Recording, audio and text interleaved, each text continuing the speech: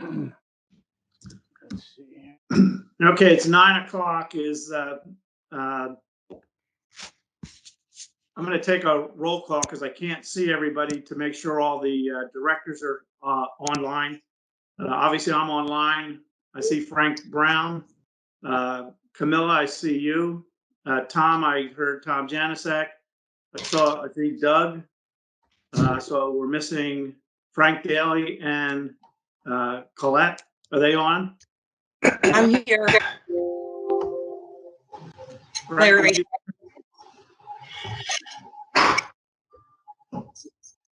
Frank, are you on? Frank Daly? I am on. Okay. It was not working. Okay, I'd like to remind everyone who's on that whoever was just reading, but this meeting is being recorded and will be posted on YouTube, as all of our meetings are. I want to thank Tom Piatti for reminding us we probably should put that announcement out at the beginning of every meeting. So I'm going to call the meeting to order, do the Pledge of Allegiance. Pledge allegiance to the flag of the United States of America and to the republic which stands one one nation, nation under God, indivisible, with liberty and justice for all. I'd like to advise all the everyone who's participating in this morning's meeting to please mute your microphones except for the directors, so that when we get to public comments, you'll be able to speak at that point. Can I have a motion to approve the agenda? I'd like to move to, no, I'd like to move to amend the agenda. Okay. How would you like to amend it, Doug? Well, we have to agree to amend the agenda first. Is there a second? I'll second that motion. Any discussion? Are all in favor? Doug, do you want to lay out before we vote to amend? I don't know what the amendment is. No, we have to technically we have to agree to amend the agenda, and I'll let you know what we're going to do. Okay. So is everyone in agreement to amend the agenda? Yes. Yes. Yes. All right. Doug?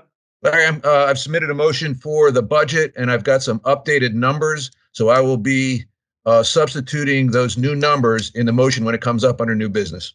Okay. And Larry, I'll be adding some appointments under appointments.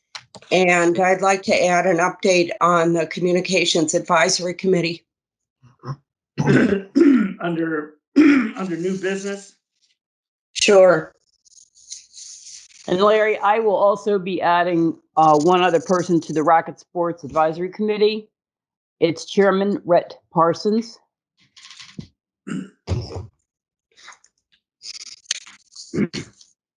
That's R-H-E-T-T? Correct. Parsons. P-A-R-S-O-N. Parsons. Do you want Larry, do you want the names of the people I'll be adding under appointments, or should I name them at that point? Just do Yeah, it. could you give them to me now, please? So Yeah, under Communications, Debbie Bennington for a third term, 1 year. Jenny Cropper-Rhines, fourth term for 1 year. Hold on, I'm trying to get it down. That's Communications. Yeah. Is Jenny also Communications? Jenny is Communications, fourth term, 1 year. Cheryl Jacobs is Chair of Communications. I'm going to add Wesley Blakesley, first term on Strategic Planning, and Bernie McGorry is a member of Strategic Planning that I would like for appointment as co-chair. Co-chair of Strategic Plan. Yes. And so you had Cheryl Jacobs as Chairman of Communications. Yes. And who was the other person? After Cheryl. You had Debbie Bennington, Cheryl Debbie Jacobs. Bennington, Jenny Cropper-Rhines, and then Cheryl as chair. And then on Strategic Planning, Wesley Blakely as a new member, and Bernie McGorry as co-chair. Okay, so when we get to that point also, Colette, I think we need to discuss whether or not the board agrees to have co-chairs on that committee. Yes. Okay. Okay, are there any other changes to the agenda? And before we vote on it, I just want to let everybody know, John Viola has physical therapy this morning. So we're going to go ahead and go out of sequence a little bit. After we approve the minutes and we have the president's remarks, we're going to move to the new business motions so that we can make sure John is out on time so he can go for his physical therapy. We're going to have a motion to approve the amended agenda. So moved. Is there a second? Second. All in favor? Aye. Aye. Any opposed? Okay. Hey, can I, we've got 6 meeting notes to approve. Can I have a motion to approve the regular meeting minute notes from January 20th, 2021? So moved. Second. Any discussion? Any changes? All in favor? Aye. Aye. Any opposed? We have, can I have a motion to approve the special meeting minutes from the January 26th, 2021 meeting? So moved. Just second. Second. Any discussion? All in favor? Aye. Aye. Aye. We have the January 26th, 2021 closed meeting. We have a motion to approve the minutes. So moved. There's a second. Second. Is there any discussion or changes? All in favor? Aye. Aye. Aye. Any opposed? We have minutes from the January 29th, 2021 special meeting. Have a motion to approve the minutes. So moved. There's a second. Second. Any discussion? All in favor, say aye. Aye. Aye. Aye. Any opposed? We have minutes from closed session meeting, January 29th, 2021. Have a motion to approve the minutes. So moved. There's a second. Second. Any discussion? All in favor, say aye. Aye. Aye. Aye. Opposed? And the last one is the special meeting minutes for February 4th, 2021. Can I have a motion to approve the minutes? So moved. Is there a second? Second. Any discussion? All in favor? Aye. Aye. Any opposed? Okay, for the president's remarks this morning, our corporate counsel, Jeremy Tucker, is with us, and he is going to read a statement for the community. Jeremy?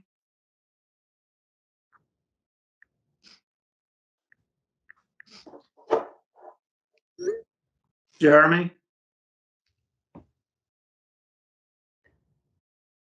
Good morning, everybody.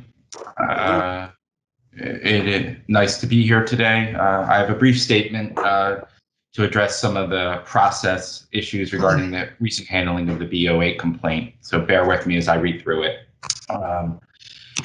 I'm aware of a number of questions have arisen about the recent handling of a BOA complaint brought against Larry Perrone. To address some of these procedural issues, I'm providing an overview of the process that was followed. On January 4th, 2021, Ms. Phillips made a complaint against Larry Perrone to the Ocean Pines Director of Human Resources. The Director of Human Resources spoke with Ms. Phillips about her complaint the next day. The two agreed to bring the matter to the attention of the General Manager consistent with the Ocean Pines Handbook. The General Manager met with Ms. Phillips along with the Director of Human Resources to discuss Ms. Phillips' concern. Given that the allegations were against a board member, the General Manager decided to turn the complaint over to outside counsel Michael Neary to conduct an independent investigation to determine the facts and make recommendations regarding how to respond consistent with applicable law.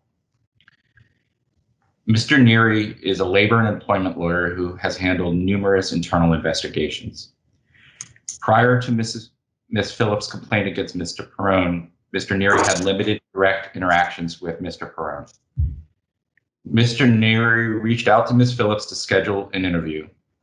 During Mr. Neary's initial interview with Ms. Phillips, she relayed to him that she wanted the complaint to be addressed as a BOA complaint.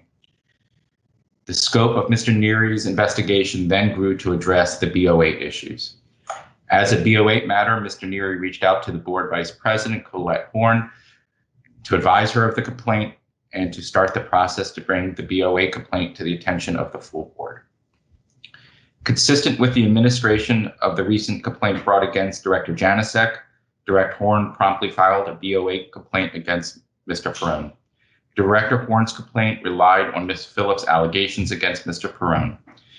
In the prior BOA complaint against Mr. Janasek, Mr. Perrone filed a BOA complaint against Mr. Janasek based on the complaint made by Mr. Viola.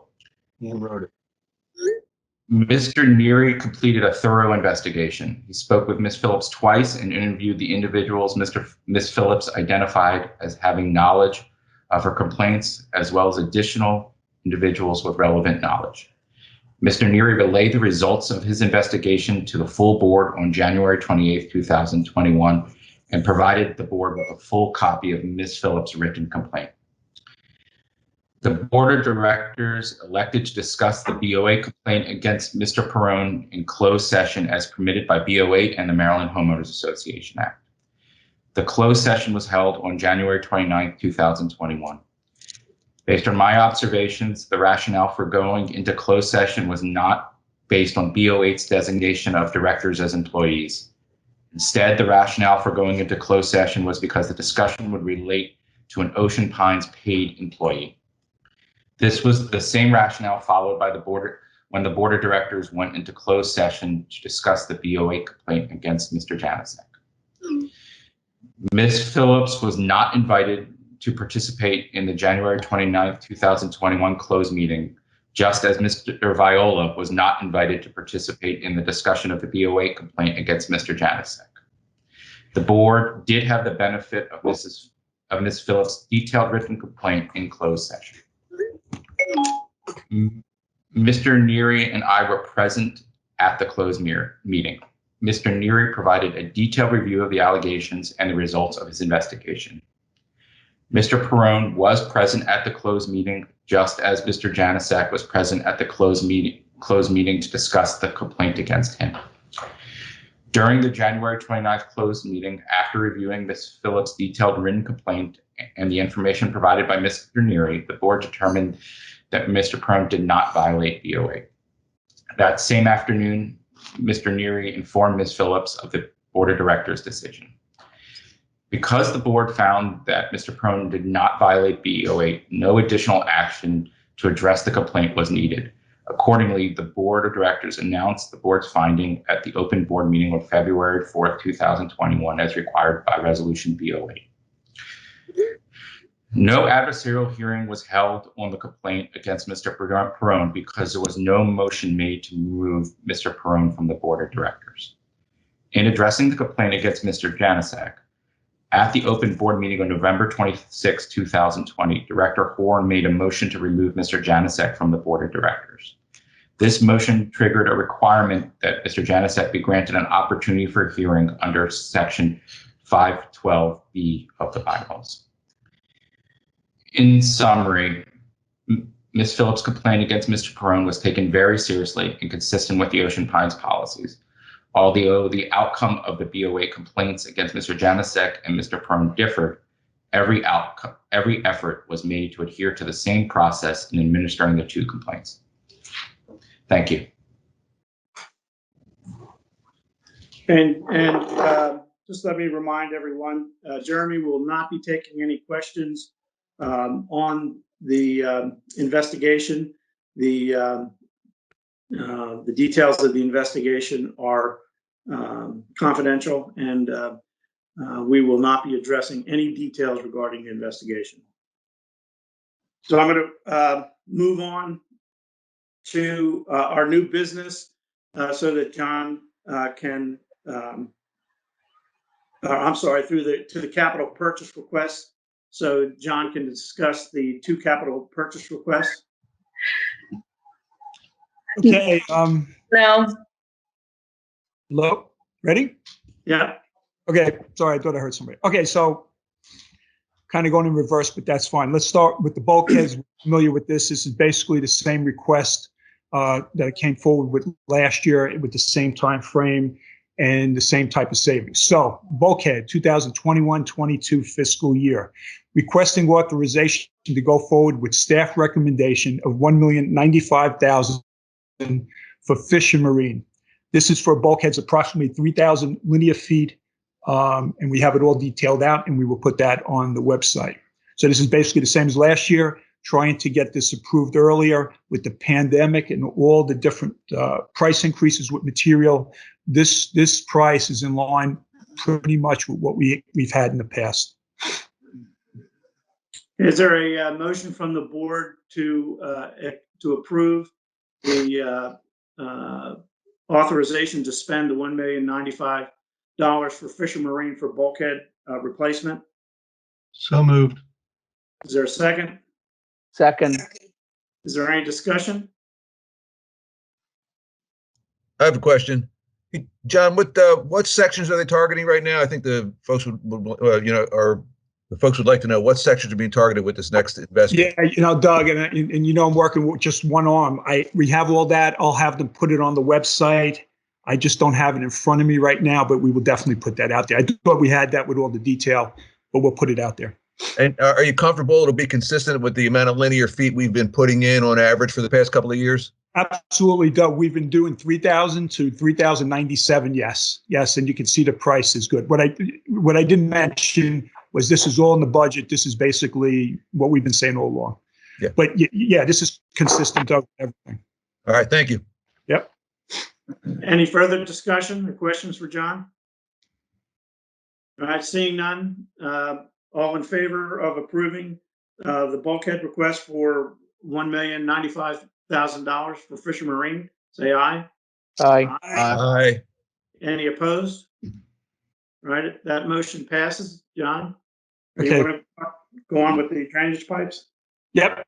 Oh yeah, I've been waiting to do this one. Pretty excited. Michelle, just to the okay. So CIPP for the liners, and it's actually in reverse. I do have within my normal GM report that you'll see in a couple of minutes. I'll go through all the detail of this, the advantages, and where we're at. So it's kind of working in reverse, but we have been talking about this new method for several months with budget and finance, as well as in other updates. And unfortunately, Larry, the way we're doing it, I'm going to have to go back and explain the whole process to everybody. I can do that if you want. So requesting authorization to go forward with staff recommendation of $207,167.47 for a new process that we haven't used in the past, but it is a process that is well known, that comes highly recommended. The county told Eddie about this a long time ago. I asked Eddie to go out to Vista, independent engineers, right, architects, to give us an opinion on it. And we have that. It's all part of the package. They highly recommended this epoxy process. And I'll get into it. I have some pictures and everything more. The $207,167 is well within the budget that we have this year for drainage, separate drainage. The Bainbridge project is separate, and that's all taken care of. This is a savings for the amount of pipes we're doing. Again, the detail of all the pipes, it's more pipes, is in the package. We will also put that on the website. But the main pipes here that we're looking at are the ones that cross Ocean Parkway, which would have a lot of excavating for us, a lot of traffic, I don't want to say disruption, but adjustments with this process. We don't have to excavate or whatever. And I'll show you this, how we go right inside, or they go right inside the pipe. So bottom line on this is $207,000. If for those that are going to ask, and rightfully so, this is coming in well above a 50% savings compared to the conventional method that we have been using all along. Okay, is there a motion to approve the spend of $207,167.47 for relining of the pipes? So moved. Is there a second? Second. Discussion or questions for John? Yeah, I just wanted to highlight for the community that Vista had indicated an environmental impact from this process. And after inquiry, it was determined that the environmental impact will be addressed by Pelican. The contractor, Eddie, apparently had discussed this with them, and they are used to addressing it, and that will be addressed. Yeah, and let me just add that to that the whole process. And when you look at the contract, it's in there. They have these dams that they set up. So the whole process, what they do to ensure, that's the contractor, to ensure that none of this with the environment. And that was a very good question, Colette, and I saw you had asked that, and you got a timely response. So yeah, that's all part of the process and addressed. Yeah, I saw somebody had raised their hand and then their name dropped off. That was me, Larry. Was that you, Frank? Okay. Yeah, just a quick question, John. I looked at this and compared to replacing these pipes, which is $1,000 a linear foot, this is like $236 a foot, which is a substantial savings. But since we haven't done it in the past, $236 a foot is still something we haven't spent. Okay, is this like a trial run to see if that 5 mile plus underground infrastructure that we have is suitable for this on a planned basis? Yes. So, and this is spot on this question. So they come well documented, this is a well recognized. We just haven't had it here. There's certain areas of the country that they utilize this process a lot. So when the first initial meeting that I had with the gentleman, and then subsequent meetings with Eddie and Noby and Justin, is exactly that. I was like, look, let's try this out. Let's see where, how this fits and everything. Let's get the cost. Eddie, Justin, they picked the Ocean Parkway, and it was the right thing, because that one would cause and probably be the most expensive in disruption. So yeah, we want to see how this works. It's well worth it in my mind. I mean, when I go through the process with you in my slides, yeah, you can say that definitely. And I'm hoping to come forward with this, and the team actually coming forward with this several months from now with even more. But you're right. Now, keep in mind those prices, look, we're in a pandemic. When you compare to the other prices, we've gotten some, different because of the pandemic and the companies that we utilize with the conventional way. It's been hard to get them. So this is good to have another player in there. And, for now, we're saying, at least 50% savings, if not more. Yep. The other point I think John wanted to make is that, if I remember from reading the material, we have a 1-year contractor's warranty, but a 50-year guarantee on the linings. Is that right, John? Again, it's like any warranty, correct. And so that's all part of the thing. But the product is designed to last 50 years, if not 100 years. Obviously, there's certain type of situations, what they've seen, if there is some type of freezing or whatever, stuff that we normally don't get in our part of the country. But correct. 1 year, just like we get from the other contractors on the traditionally warranty, but the product itself, right, is warranted way longer. Yeah, look, I'm all for this. I mean, I think this is some of the better news on drainage that we've heard in a long time.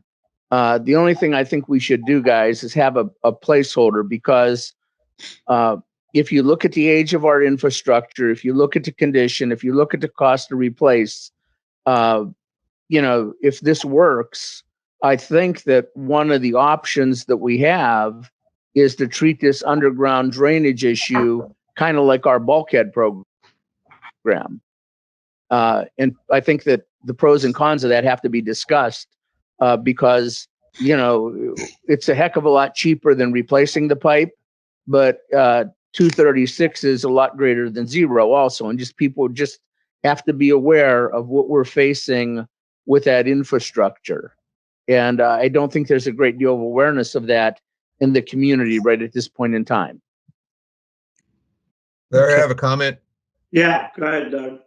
Yeah, I think it's also important, John. I like the approach. I think really the notion of a test bed, if you will, for lack of a better term, I think is a really good thing to do. Where, as Frank alluded to, we're spending X number of dollars per linear foot. I also think that if it comes out and it meets our requirements and our expectations, we have to look at the planning of our reserve study and the monies in our reserve accounts for the next couple of years to really kind of lay out what we can and what we should do with regard to the amount of funding that we put into the drainage fund over the next couple of years and the expenses associated with lining pipes that are much needed throughout the infrastructure. So I think that if this works, we're sort of signing up for another analysis to say, hey, let's take another really good look at our reserve balances in the drainage account and make sure that we have a plan going forward.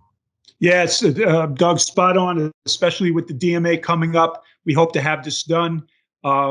But I totally agree. And that will be part of it with the DMA study. Yes. Let me just, before I'm just checking my notes here, bear with me. But, we talk about outsourcing at times. And obviously when we've done a lot of these pipes, we have to outsource it and bring in a firm. And we've talked about other types of outsourcing, and we always look at something like that. What I like with this is perfect for me is this. I know we said that cost and you looked at it, but I look at this one as kind of a hybrid. And to me, anytime we bring somebody in, and even and Doug knows this, when we did the clubhouse, we were able to utilize our team and we saved a tremendous amount of money working, and we had a contractor that worked with us. With this, our team, and we've gone through it, we will be using some of our equipment and some of our people that would have been working on drainage anyway. And that helped with the savings. This company will be coming from Louisiana, where they are specialists in this. So it's a hybrid approach. I like hybrid approaches. And yeah, everything that Doug and Frank and anybody else said, this is a test basis. But with all the background and all the due diligence we've done, I think we got something good here. Yep, that'll be part of the DMA study, Doug. Is there any further questions or comments? All right, so can I, all in favor of approving the capital spend of $207,167.47 for relining the underground pipes as John outlined, say aye. Aye. Aye. Opposed? Okay, that passes. All right, John, you want to go into your Yep. GM report? Yep. Yes, sir. Michelle. Thank you, Michelle.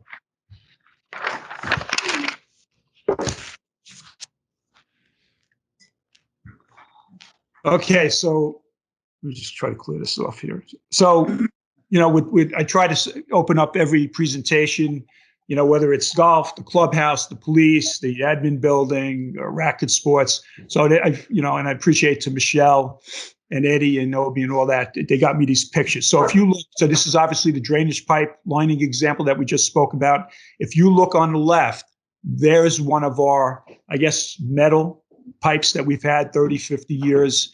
And you can see what's happening. And what I wanted to point out and why I thought this one was really good to show you is this. If you look at the bottom, right, the bottom is completely rusted out. What you see in there is a non-metal, I guess, the dirt, and obviously the water. So that was one of the questions I had when I first met with the gentleman Chase from Louisiana. And, it didn't come out the best. But if you look on the right side, you can see the epoxy. You can see how it adheres to the metal liner, but it didn't come out clear here, but I have pictures. And oh, by the way, Josh I think he sent a bunch of you, but he said that all this stuff is on the website already, whether it's the bulkheads and all that. So I appreciate that, Josh. I knew we were going to do it. I just didn't know if we did it yet. But if you look on the right, it's hard to see. You can see how the process on the bottom corrects the situation and gives you one pipe. So that's big. Okay, I'm not sure if that's board member talking or asking a question. Okay, next slide, Michelle. All right, so the CIPP, kind of inverse here, but the CIPP cured in place pipe. So from all the detail that we sent out and everything, I tried to highlight the points for today so that you can all get a good feeling for this. So the CIPP is a cured in place pipe. It's a trenchless rehabilitation method used to repair existing pipelines. It is a jointless, seamless pipelining within an existing pipe, right? And I just showed you that. The process of CIPP involves inserting and running a lining into a pre-existing pipe. Resin within the liner is then exposed to a curing element to make it attach to the inner walls of the pipe. CIPP is a trenchless technology, which is more cost-effective and less disruptive, right? Especially when we're dealing with Ocean Parkway. As the resin cures, it forms a tight-fitting, jointless, and corrosion-resistant replacement pipe. CIPP requires bypass of the flow in the existing pipeline while the liner is being installed. So if you really want to get into the detail, and I would hope a lot of people do, it's easy reading or fast reading, they have this dam process. And that's all part that the contractor does, and that helps this thing to materials, right? Next page. All right, so a couple of questions I was going to leave, but I'm going to go into real quick. What is the pipelining process? Pipelining is a minimally invasive process which allows the rehabilitation, right? It's epoxy saturated felt tube into the pipe. It's inflated and then let cure in place. So it's a growing methodology to restore aged and deteriorated pipelines without digging. Right? We really went into that. How long does the trenchless pipe relining process take? So you can see that we highlighted the 24 hours, but it's all there for you, right? So this is a proven process. This has been around for many, many years. Next page. It's all there for you to read if you want. Okay, so let's just go into a couple other highlights that we got from all the teams and everybody. And I've said this before and I'll say it again. This team, our team, is fully engaged, is operating on all cylinders. I like saying that. The budget process and everything was done to get it done across the board. But I want to highlight that finance team, Steve Phillips, just the work he did with me yesterday so that we can meet today's deadline with the changes that we saw and we could do to reduce the assessment. I'll talk about that more later. So drainage pipes, the budget was $375,000. I just showed you $207,000. We also always, and we're going to do more pipes than we had planned for this year. We also there probably will be some emergency pipes that need to be done. At least now we have money there. Recreation and Parks update, parking lot project will pick back up in the spring when asphalt plants reopen. Talking about the parking lot right outside the community center. And obviously with the craft building moving, and you approved that already, but we're just giving an update on it. The Robin Hood Playground should start by the end of March. We'll schedule the demo with Public Works. So that's already, Debbie Donahue is coordinating with Eddie Wells from Public Works, which is the support team on it. Marina maintenance are replacing boards 2/8 to 4/1/21. Should be completed by the 1st of April. And the budget on this is $15,000. I'll talk more about golf update. Maintenance team fully engaged. Continue to work on greens, fairways, and trees in your holes 2 and 3. Communications email sent to members last week. Passed on information about new handicap program and clubhouse grill. So what's going on down at golf? Obviously with the greens, we talked about that in the fall, late summer. They continue to address them. This is a process that's going to go on, but they are addressing that with everything that the experts told us we needed to do. Next page. Yacht club maintenance. There was maintenance done upstairs. We met with Ralph. I think Ralph reached out to me a couple months ago. Brought in Public Works, and they have been doing some maintenance or renovations or just upkeep upstairs. I spoke to Ralph. I know he was pleased with it. Ballroom, removed wallpaper and painted walls. Entryway, hallway, removed wallpaper and painted. Changed all the bulbs to LED. Now, this was all done in-house by our team. And foyer stairway, painted the bottom half of the walls. We'll be installing a second AC unit this spring. So we talked about that in the past with that hallway or that foyer or whatever. The first one we put in worked great. I'll probably be coming back to the board, as mentioned, in the spring. Bridal suite, changed the light fixtures, painted, changed all the outlets, switches, and covers, new carpet. Repaired the flooring in the mop sink closet. Okay, so we refreshed all that. That'll definitely help when the brides and all these banquets come in and they see this. Racket Center Mankling took plans to the county to review plan for new courts. Hopefully, that will be on the agenda for March board meeting. As you know, we're continuing to work on getting the permits and whatever's needed there for the courts that have already been addressed and are in the budget.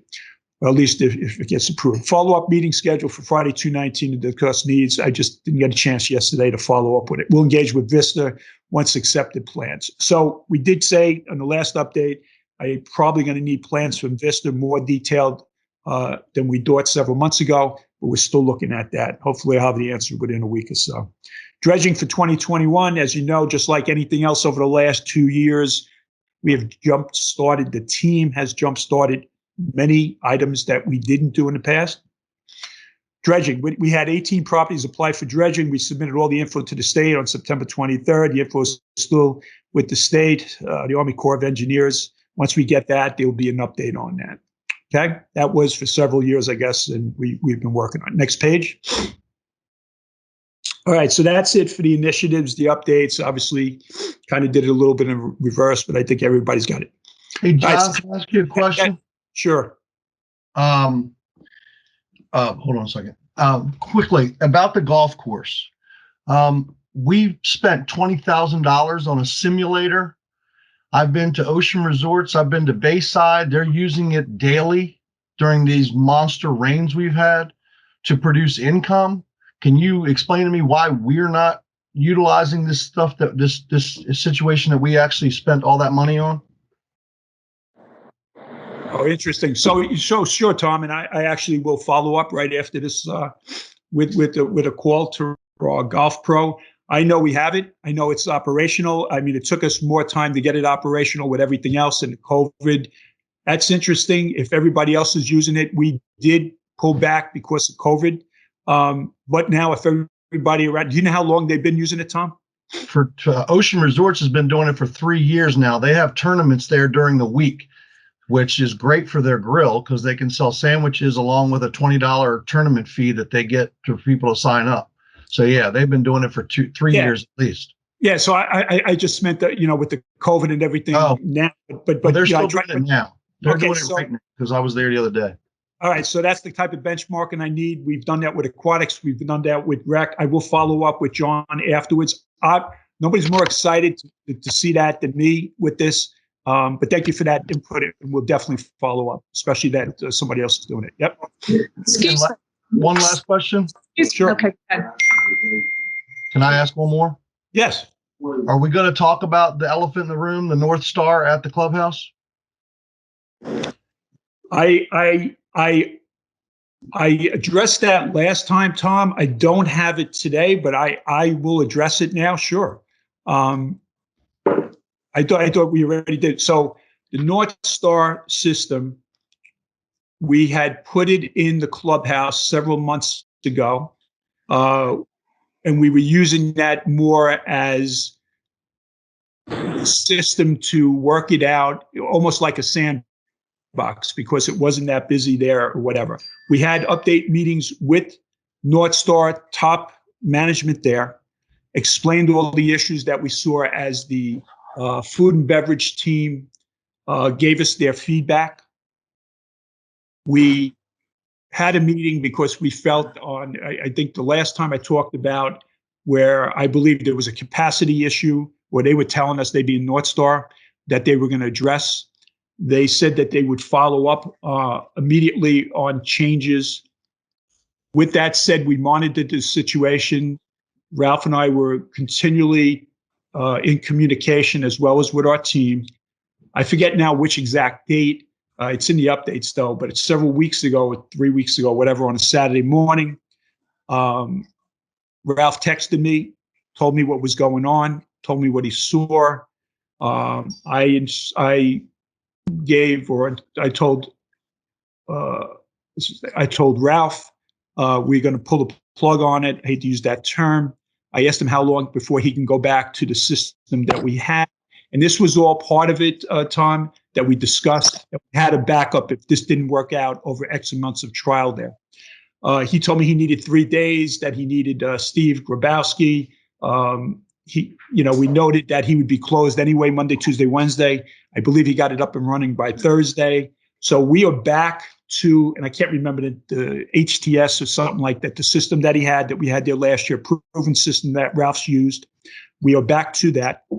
We will continue to address North Star in a sandbox outside of Yacht Club, grill, the clubhouse grill, and the beach club. I put a hold on that.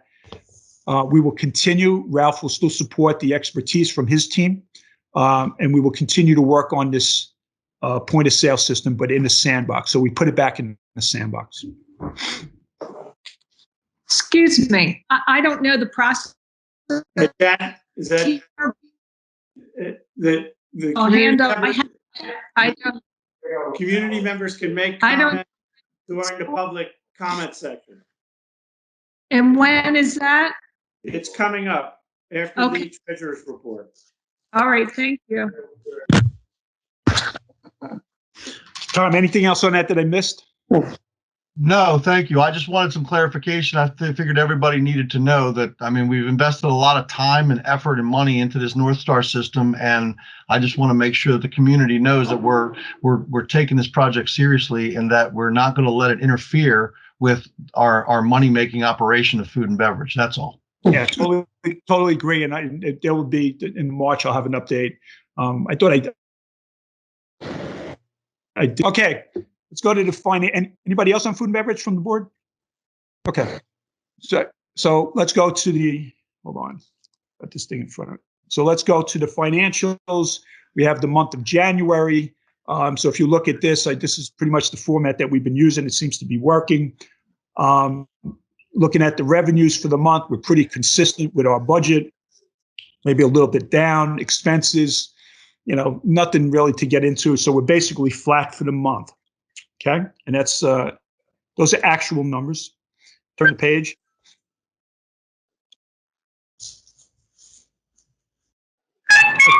So then the year to date, and, the numbers we always really kind of focus on is where we are favorable or unfavorable to budget. So with a flat month of January, this number seems to be a number that we've been talking about for a while, 1,147,000. That's the favorability as of January now, right? So February, March, April, we have 3 more months to go. So that's the favorability. When we did the forecast, I believe the number, and again, this could change every time we do it, but the forecasted that we were saying at the end of the year was somewhere going to be around 650,000, to put it in perspective. All right, so let's go to the next slide where I'll address the variations, please. All right, so this one I believe is for the month. You can see, even though it was only $1,000, there was some, ups and downs in the different areas. So when you look at public works and general maintenance, we did have some snow removal costs. We had favorability, the general maintenance expense as all year long, and a lot of the maintenance that we have, we're waiting for some better weather that we're going to do down at the beach club. The numbers seem big until you do something like, whether you want to paint or whatever the outside of the beach club, or the work that we're planning to just maintain the boardwalk there. The numbers get big. So, once we do that work, you'll see that number come down. Hopefully the weather allows us this. So Yacht Club, obviously it was closed. There's still expenses there, but it was closed. So you're seeing some favorability because obviously we didn't have that, but there will be an offset with the clubhouse that I'll talk about. So we had it budgeted to be open that time of the year. Obviously there's a cost. The finance is favorable. There was some open positions, some open slots that we're looking to fill. So favorability there, that's been consistent the last several months. Rec and parks, basically the same thing, payroll, trying to cut costs with everything going on with the COVID. So not, we're losing some revenue, but they've been aggressive on cost control. And across the board with everybody's doing a great job. Debbie's doing certainly her team a great job. So there's the clubhouse grill, has nothing to do with the POS system. But so what happens there is we shut down the yacht club, right? We're going to work out of the clubhouse. Now, with that said, and this is normal in any type of food industry or whatever, there's certain management teams, and I'm talking about below Ralph and Matt, there's chefs. Now, all those chefs that would have been at the other place, now, they're being charged at the grill. And obviously, we didn't have them in the grill budget. So just take those two, the yacht club and the clubhouse, and net them together. And actually, that's not a bad January, though. okay, to budget. All right, police, there was some costs there, a little bit unfavorable. They're telling me it's some on the payroll. Now, we did have some open positions, and obviously now with some other items that they had to do, it was offset. Golf operations and maintenance, 6.1, unfavorable. It was more on the maintenance side and some services and supplies. It's probably also timing with the budget. General admin and other, here's one. We have in there, I have been, based upon recent developments and discussions with budget and finance, we have set up, I asked Steve to set up an accrual for $25,000 for execution of a referendum. Execution. Okay, so that's what that is. You'll see that in there. Some IT contract services. It's only about $5,000. Obviously, we had some CARES Act money that we received that month, offsetting it going the other way, and legal services. So the unfavorable on the legal services, unfavorable in the sense that I had to accrue that I didn't have in the budget for a referendum, and then some offset with the CARES Act money that we received, right? And that was the second one. That's not the PPP. And we've talked about that other one where we were estimating over the period of time would be $125,000 we would get. And then the IT contract services, a couple $1,000. So that's it for the month. It's a small number. Hey, John. Yes. Another quick question. Did we get any of, I know there's some new PPP money allocated in the last month. Did we get any of that for Motion Pines, or did the Ort Company get any of it for the yacht club and the clubhouse grill? Yeah, so, and you're right, there definitely is. We did look at it. I don't know if Josh, Steve and Julia definitely did for me. We really don't, and I'll talk about it, we don't qualify for it. We looked into it. I'm not sure on Matt's side or Ralph's side, to be honest with you, but we didn't qualify. Believe me, we looked at it. I happened to talk to Ralph about it, and he doesn't qualify again either. Yeah, that was what I thought he told me. No, good question. Spot on. Okay. All right. So that's the month. Let's do the year to date. Year to date is probably going to be pretty much consistent with what I told everybody last month. Turn the page. All right. So there's that 1,147,000, right? 3 months left, projected to be 650. A lot of it is maintenance. Hopefully that gets done. If not, you'll see, if everything else is equal in the world. All right. So at top number, that $1 million, right? We know what that is. That's the original PPP money. And then there's some CARES Act, right? I talked about that 125,000. So there's, money in there. Public Works, again, the favorability. We had a lot of open positions that obviously what we did with the coming budget that hopefully gets approved today. We did not fill those positions. So we're recognizing that we, right now with everything else going on, it should be, it's also with maintenance there that I've talked about. Finance, favorable. Marinas, fuel sales. Ron Fish has done a great job. Debbie, I don't want to miss anybody, but this is across the board, as I mentioned before. Public relations, okay, the advertising's down, the promotion's down, but I certainly think that Josh and Julie are doing a tremendous job based upon the pandemic, the COVID thing, which affects all these numbers one way or the other. Okay, the police, there was vacancy. Now you can see there was a little unfavorability this month. The clubhouse grill,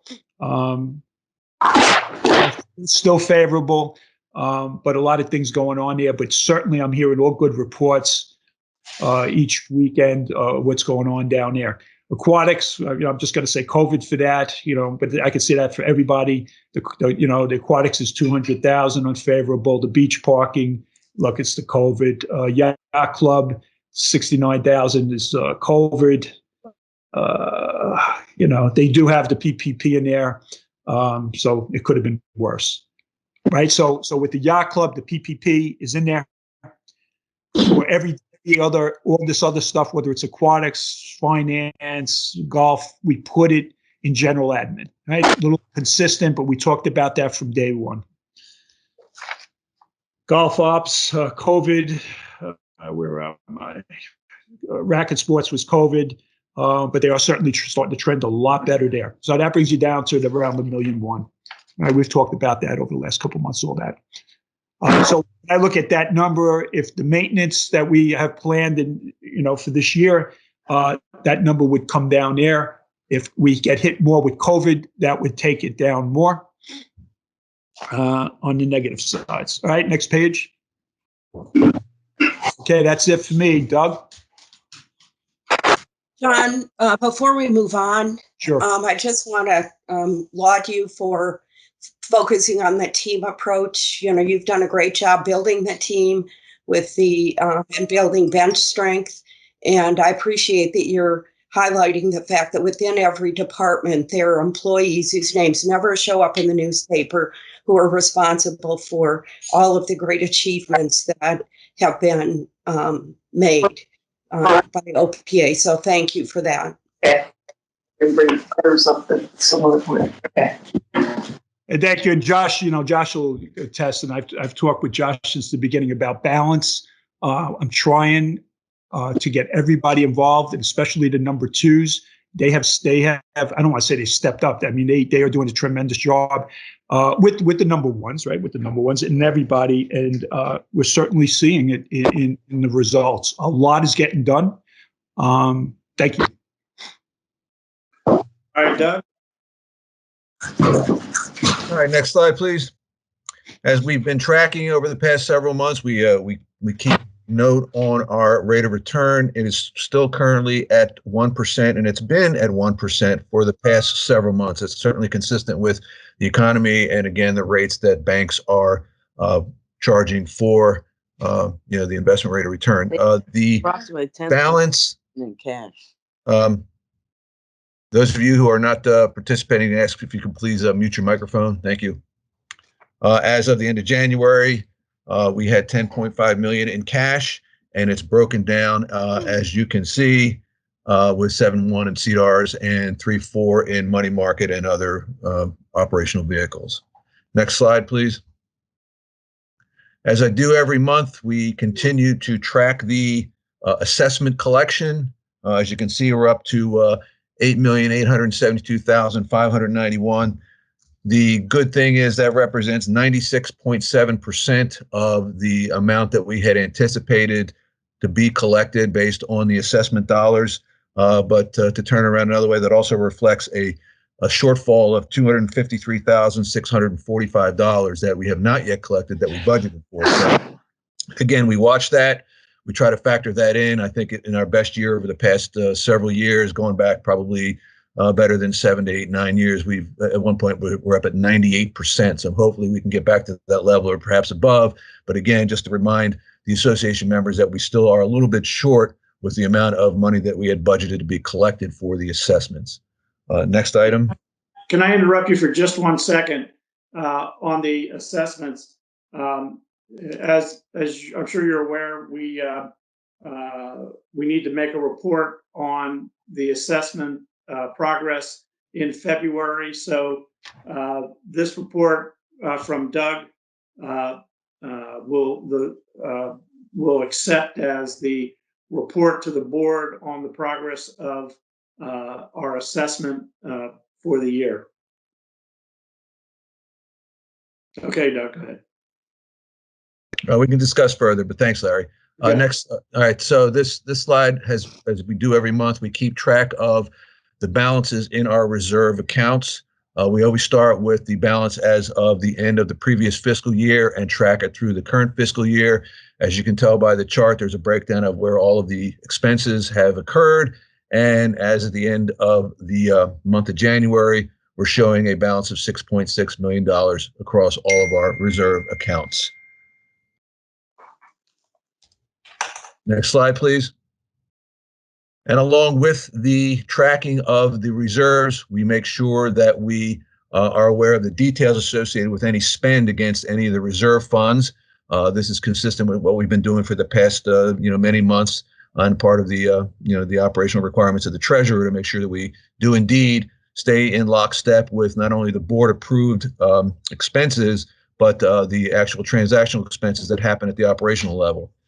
We started out, as you saw with the balance on a previous slide from last year. We are trending to having an ending balance at the end of this fiscal year of $5.2 million. What's important to note for the membership is that a couple of years ago, we had DMA come in and do a reserve study. And one of the things that we had committed to as a board and as an organization was to try and make sure that our reserve balance was more in the acceptable range of 22 to 24% of the overall value of the assets. We're working to that end. We obviously had several fairly significant expenses over the past 2 years, but we are well on our way to making sure that we stay along with that commitment, and the 5.2 million will reflect that. So that's it for me. Okay, we're going to open the floor for public comments. I want to remind everyone that you need to give your name, your address, and we're going to allow 3 minutes for public comments. For anyone who wants to make a public comment, I'll keep an eye out for your hand. So I see Tom J. Yep. Tom. Can I go first? Sure. All right. First thing I'd like to do, if we could, because it hasn't been mentioned yet, and it really it bothers me. Can we have, we lost a really important person to Ocean Pines this week. He was a contributor to our boards, to our committees, to everyone who knew him, Jeff Nepper. So if it's okay with you, could we have a moment of silence for Jeff? I would really appreciate it. I agree. Thank you.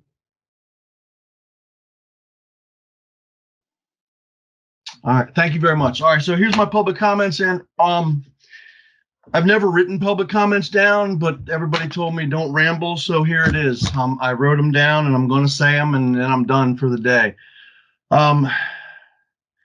This has been a very sad week in the history of Ocean Pines. We've lost 2 individuals this week who worked tirelessly for the betterment of OP.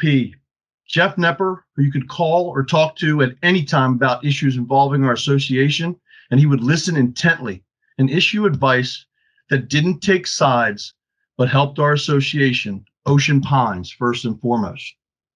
Second, Colby Phillips, who never met a project she didn't give 110% to, always looking to better Ocean Pines and its residents.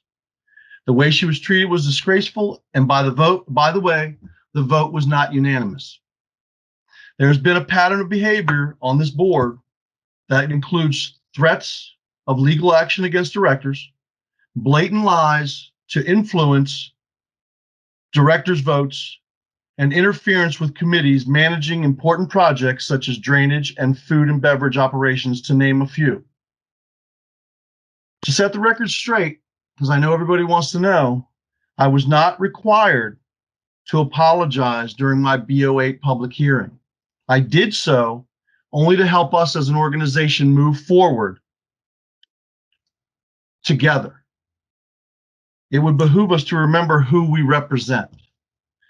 This is not a board of 1 or 2, and that is what it's become. Therefore, I'm requesting a meeting to remove an officer of the board from their current position. Just so the public knows, this requires 2 board members to make it official. Please pay attention. I want to leave you with this. We're elected to this board to serve the community, not further our own personal agendas. I've been here longer than all the directors combined, and I never thought I would see it revert back to a good old boys network that we had in the past. And I hate to say I told you so, but I told you so. Help me change this situation. The 100 people that are watching this, we need to work for Ocean Pines. Thank you very much. Have a great weekend. We finally have sunshine.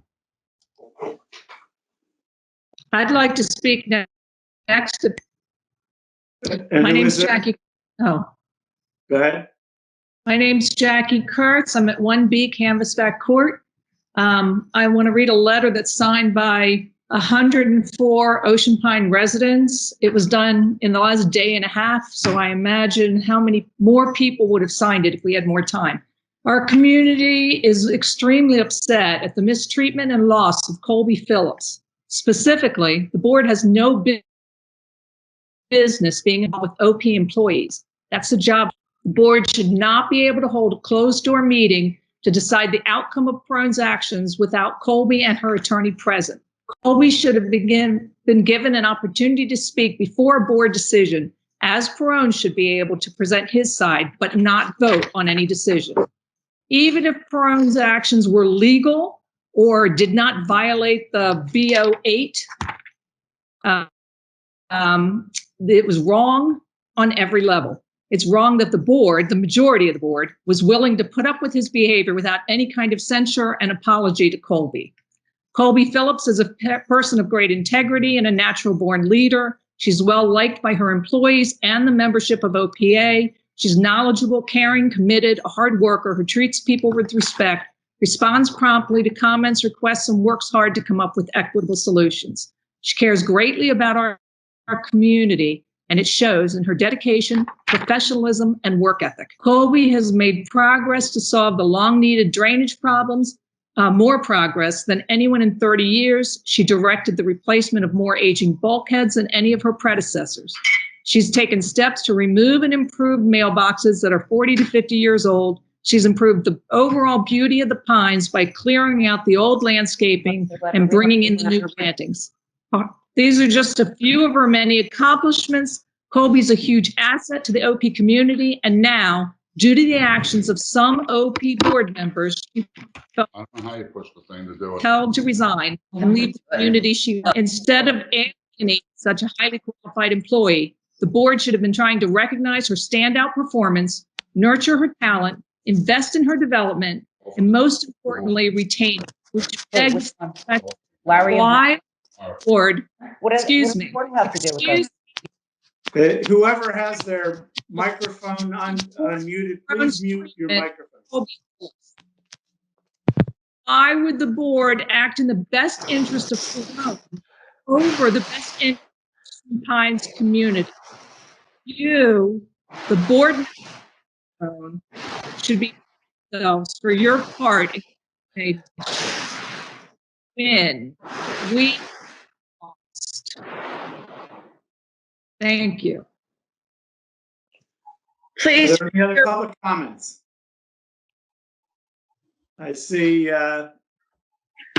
Hi, my name is Andy Davis. I would like to make a comment if you can hear me. Sure. Where do you live, Andy? I live on Royal Oak, I'm a full-time resident. I have a request for Section 10.05 of the bylaws states that relationships with association staff, chairpersons, or individual members should not give orders to the general manager or any other employee of the association. It basically lays out that only the general manager should be in charge of personnel.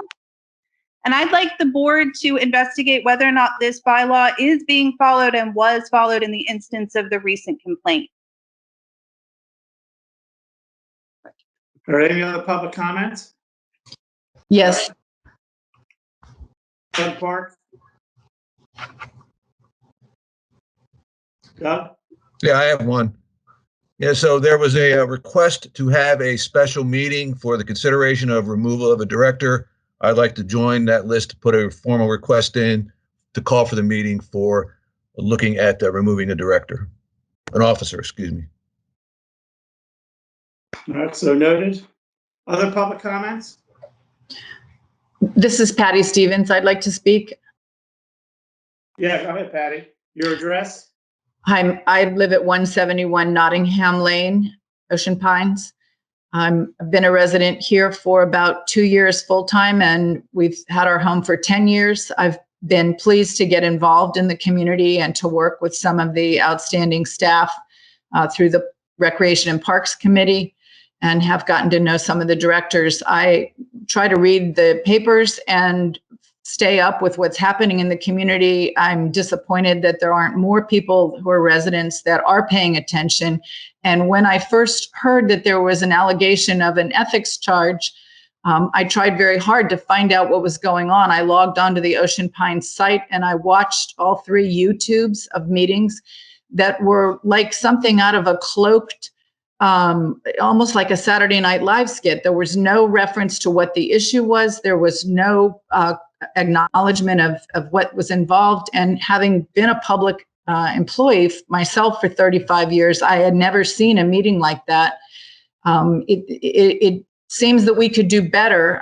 What I'd like to ask is that our general manager, as others have said, be involved in supporting his staff and at least letting their side of any conversation be heard in the community and to the board, and that the best effort is made for issues relating to this community, including staff issues, projects, be handled in an upfront and public way. And as a resident, I commit to try to encourage more residents to be involved and log on and watch the meetings and participate and ask questions so that we can have a more transparent and accountable organization in this wonderful community.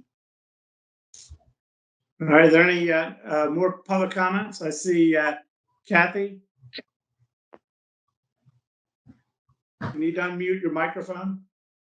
My name is Kathy Toth. I live at 40 Water Green Lane. I would like to know how the board is going to come back from such a bunch of shenanigans that have been performed here in Ocean Pines recently. How are you going to address how the public looks at our neighborhood and community? Our houses here are selling very quickly, but they're not going to be selling very quickly if we keep having problems like this. People don't want to move into an HOA that has so many problems. And I'd like to know how you're going to address how to get this Ocean Pines community back to a peaceful, relaxed community, because that's why people move here. They don't move here for grief and fighting and all this other baloney. They want to move here as a nice little community by the ocean. How are you going to fix this situation? Are there any other public comments? Yes, Josette Wheatley. Who is this? Josette Wheatley from 36 Carriage Lane. Okay. I would like to say simply that I concur with Tom Jenisic and his statement, and I also concur with Doug Parks. Very well said. 2020 was a terrible year, but he was an extremely great leader, and all of you could learn from him. And Miss Jackie, well said on the letter. I will ask, you can put my name down in public as a support to do a removal of a director, of an officer, I'm sorry. And that's all I got to say. Good job, guys. Any further public comments? I do. This is Esther Diller, 9 Widows Watch. Well, obviously, I've said a lot this week that many people are aware of. As a former director, I'm embarrassed. I think this board should be embarrassed. I support the motion by Tom Janasek and Doug Parks to remove officers. You people work for us. You need to remember that. You're not an elitist group. You work for us. And what you're doing and how you're behaving is an embarrassment to our community. To me, as a former director, you need to stay out of operations, stay in your lane, do your job, and the GM needs to do his, and he needs to fight his own battles with the employees. It's not your place to jump in and fight the battles between employees and the GM. I'm extremely disappointed in this board and the black mark you've put on our community, as well as your treatment of an excellent employee. I really hope you guys have some time to reflect on this. Thank you. Any further public comments? Yes, Who is this? it's Marty Clark. Can you hear me? And your address? 855 Ocean Parkway. You ready for me? Sure. Yeah, I'm at a disadvantage. I can't see anything because of this hookup. I'm a past director. I've had 2 terms sitting in your chair. I'm very familiar with the budget development. And this proposed budget in front of you guys today is so bloated, it's to be sickening. I sent you an email. I don't think I've gotten an answer back on it, except from Frank on issues he did respond, I think yesterday late from a phone call. But if you just eliminated this pickleball boondoggle at the tennis court, you saved $21. If you cut your reserve contribution by $250,000, that's painless, except you save $30 more of assessment, and then reduce this payroll increase by $300,000, and you've lowered the investment or the assessment by $86 for no pain. I mean, the only pain that we're suffering right now, other than high assessments, is of course the loss of Colby Phillips. Thank you. Any other further public comments? Yeah, Larry, I have one. Frank Daly, 834 Ocean Parkway, and I am a member of the board. Okay. First, the fact that we have 81 people here from the community is an indication, and it's a good situation because the community should pay attention to what the hell is going on within the community. And we've lacked that over a number of years. Number two, your message is loud and clear. Look, house cleaning starts with us and for us owning up. We have had 2 B08 hearings in 60 days. Okay. That in itself indicates there is something wrong, and something wrong that needs corrected, and it needs corrected immediately. The second thing, and I've been very public, unless you live in a cave in Afghanistan, the B08 process itself is off the rails. It's a bad process. I've said this publicly, and I'll say it again. By May 20th, we either fix it or I make a motion to rescind it. Operating in, we are not the Central Intelligence Agency. We're not the National Security Agency. You know, this cloak of secrecy that ties hands is extremely unfair, first to the community, second of all to the people involved. Because yeah, there's been thousands of comments made, but you know, they all come from one side. Like it or not, there are two sides to every story, and I don't like a process that handcuffs one side. End of story. And that's my comment. Any further public comments? Yes, I have a comment. Who is this? Lisa at 41 Watertown Road. What's your last name? Romersa. Go ahead. I have a couple of questions for you. It's pertaining to the budget. I guess there was a proposal for a $35 increase. And I guess Frank Daly had made a comment I had posted on Nextdoor, which, you know, thank you, Frank, for coming forward. Is there, I guess he had commented that there believes there will be less than the $35 increase because we are talking about the budget here. Have you made a decision as to whether the assessment is going to remain at 986 or will it be going up at this point? The motion to approve the budget will be amended as when we get to it. Okay. The increase will not be $35. Okay. And basically because of the loss of a current personnel. And we found out Thursday afternoon that one of the largest expenses that we were looking at as an increase for Ocean Pines this year was the premiums on our medical coverage for our employees. And based on some recent developments, that premium dollar is being reduced by $100,000. So those numbers have been reworked yesterday, and Doug Parks can talk about it more when we get to the motion to approve the budget. Okay, and that's at this board, at this meeting now, as we go forward? Yes, ma'am. Okay. I have another question, and it's actually directed to all the board members. Okay. I sent an email last week, and I don't want to really get too into it, but I would like a show of hands or comments as to how many people on the board members actually received my email from February 12th, other than Larry responding to me regarding a certain matter, personal. I received it. Okay. Yeah, I received it. I received it. Just wanted to make sure that I everybody received it. Okay. I have a question for you. You will be apparently with what happened. I wasn't part of that, but with Slobod and Trendrick. Okay. And apparently he won his lawsuit with a cap spending of $1 million. you'll be redoing your bylaws. I've been watching at past board meetings. You have a special work group doing that, I'm assuming. Will you be redoing bylaws You this year? misunderstand. You have to put that into it, I'm assuming. No. The issue, we made the announcement that we settled the litigation with Slobodan. Yes.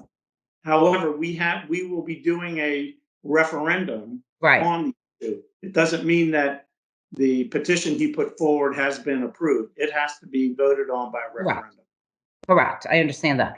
Are you, I had a discussion with you because our bylaws are so outdated. There was a board meeting, not a board meeting, but there was a special meeting. I don't know if it was sometime back in February, the beginning of February, I believe. Are you looking into redoing the bylaws? Is that correct, or because it was so outdated?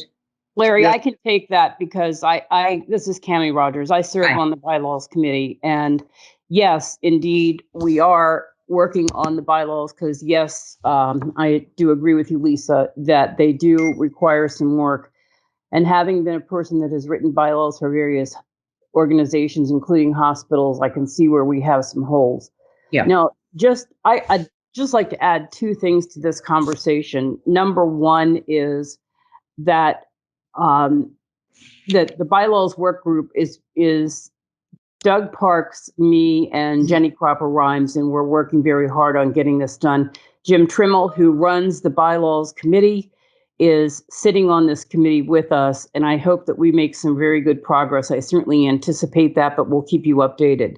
Okay. Secondly, regarding, and I'm going to go out on a limb here because I understand Mr. Clark's concern about the racket sports, but I would just like to tell you briefly the other side of that, and that is that although, you know, I'm a very dedicated tennis player, and I enjoy the people that I have met there, and I really do enjoy it. I don't play pickleball, but I can tell you that many of my friends from Bel Air come down here to play pickleball in the tournaments that we've had. Yes, there is some concern that we are building something that will not be an amenity to our residents, but will be amenities that are more directed at bringing in people from the outside who generate revenue for us. So while I understand that there is some feeling about not doing this, I can tell you that I think the juice will be well worth the squeeze. You may not agree with me, and that's really, really okay. But I've been in other organizations where this has definitely been true. And I hope as we go through a development process and get engineering studies done, that you can see the benefit of this. Quite frankly, on any given day, there are probably 20 people waiting to play pickleball who can't get on the courts. So I'd ask that you take that. And I just personally want to say thank you to everyone who's here. Yes, this is a very difficult time for the board. We need to be doing housekeeping from the inside, and we've considered a number of possibilities. So I appreciate you being here and promise that we will continue to work on rectifying our internal situation so that we can be more transparent to all of you. Any further public comments? I just wanted to just ask one more thing, if that's okay. I guess you, Cammie, thank you. You were addressing, I guess, a past. Yeah, unfortunately, your time is up, and we need to move on to other community members. Then I'll be addressing you all separately. Thank you. Larry, I don't know if Larry. Hi, I have a comment. I've been waiting patiently. My name is Janet Deutsch, 18 Sandy Hook Road. Okay.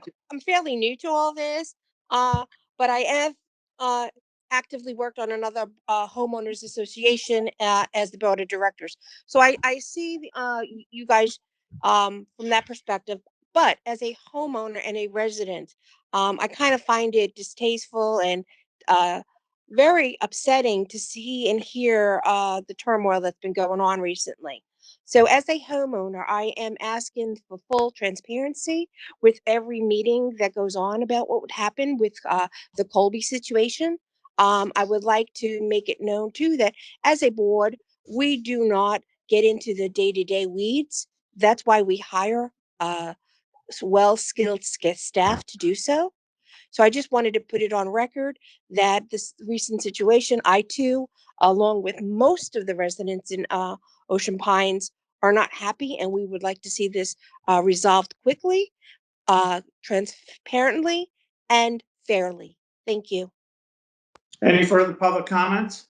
Larry, this is Len Smith. I live at 536 Yacht Club Drive, and we've been here for 15 years. Hey, Len. I don't know if you've just abandoned the raising hand system or if it doesn't work, but I'm going to go ahead and speak. Yeah, go ahead.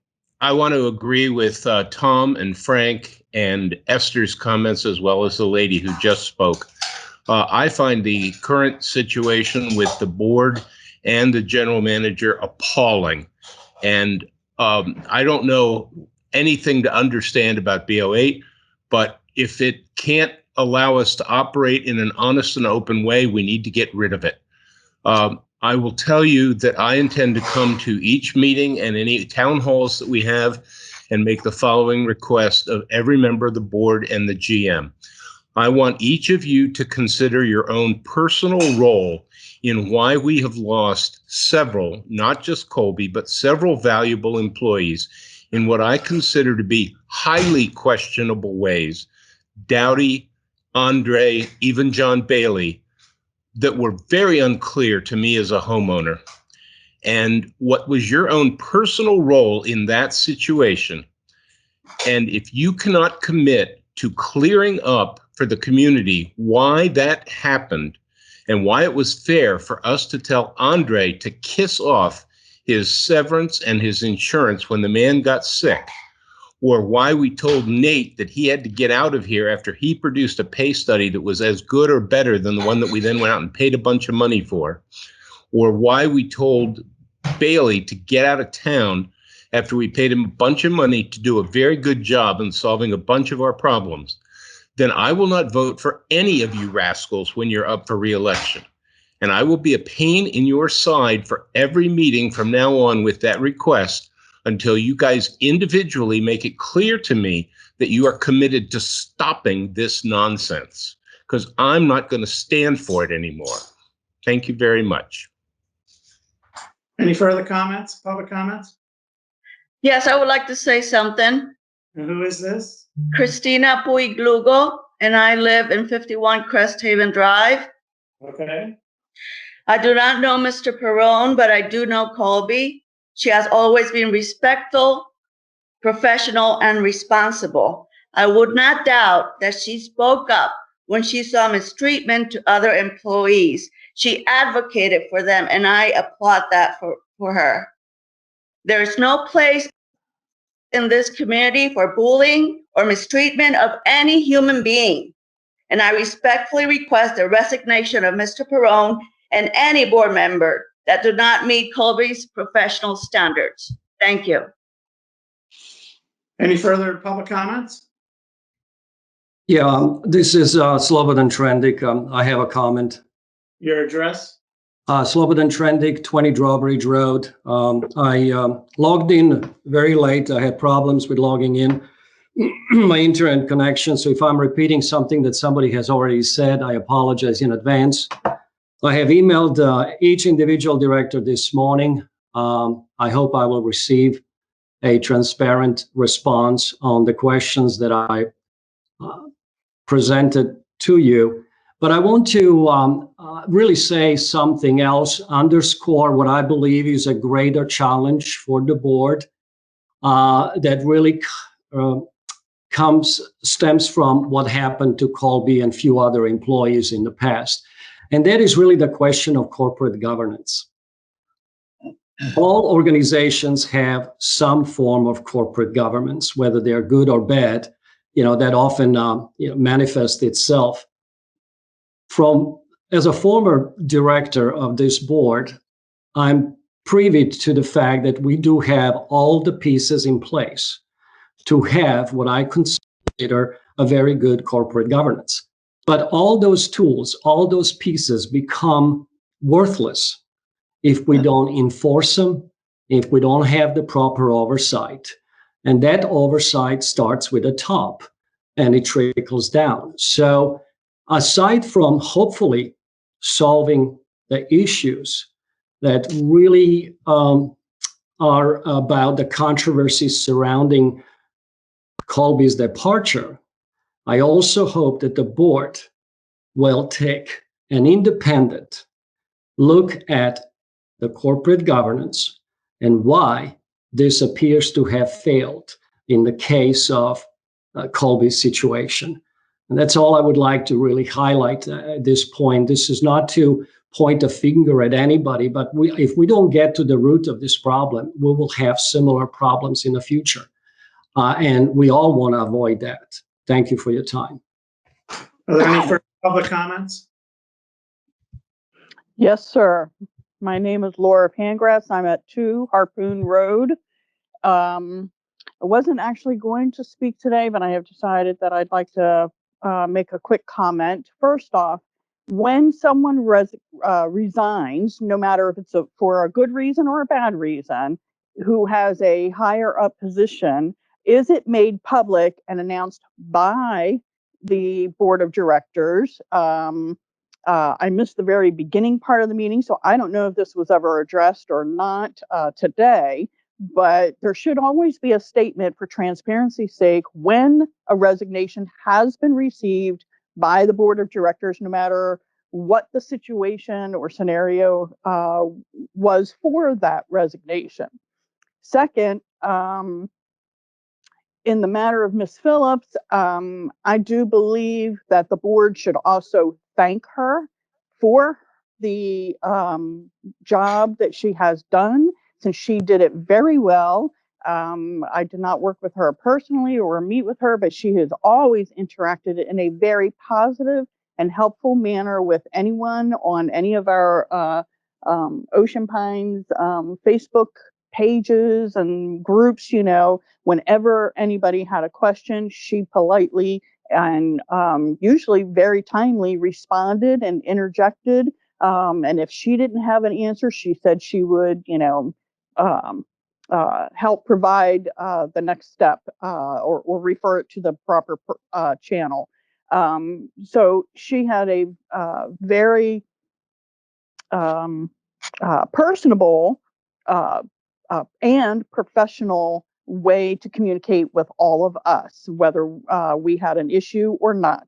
But I do think it would be very honorable of this board of directors, even if they are part of this problem of why we have lost a very good employee, to acknowledge and thank her for her time and wish her well, because whoever's going to get her next is going to gain a very good asset for their business instead of us.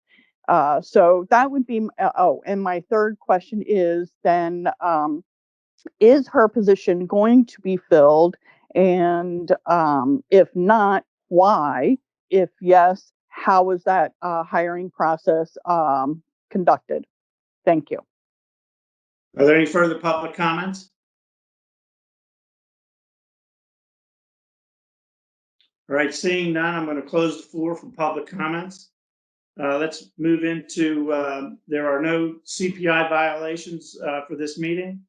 Unfinished business, a discussion topic. Frank, Daly? Yes. Can you hear me, Larry? Yes. Okay. The topic is just the update of the proposed ARC guidelines for short-term rentals. The more concise statement is the short-term rental work group has conducted numerous meetings that have included the fire marshal, fire chief, police chief, CPI staff, county zoning officials, homeowners, rental property owners, ARC committee, and our attorneys. The purpose of these meetings has been to draft proposed changes to our architectural guidelines that cover short-term rental properties for 28 days or less. The background: the most recent data available to the short-term rental work group indicates that at least 180 short-term rental properties exist in Ocean Pines, and we anticipate the number of properties to increase in coming years.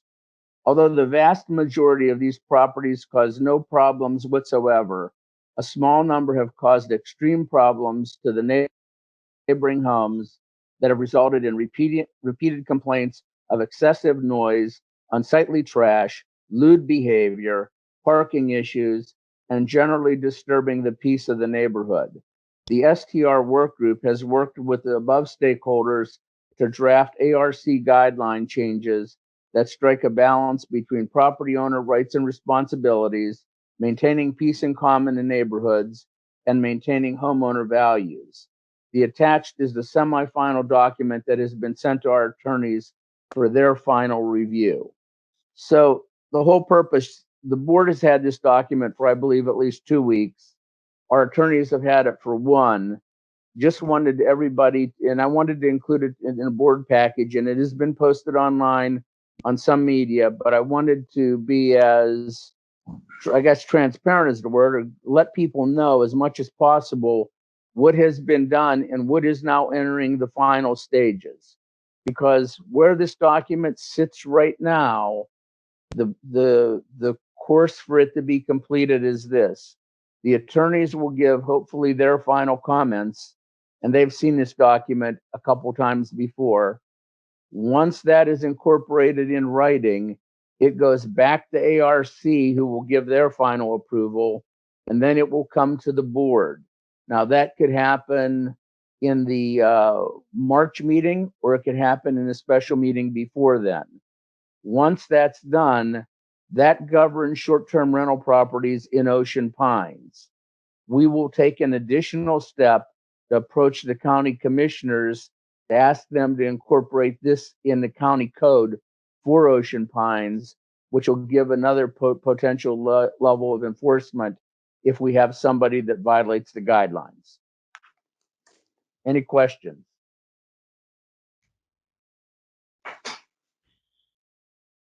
All right, seeing none. Thank you, Frank. We'll move on to new business. Doug?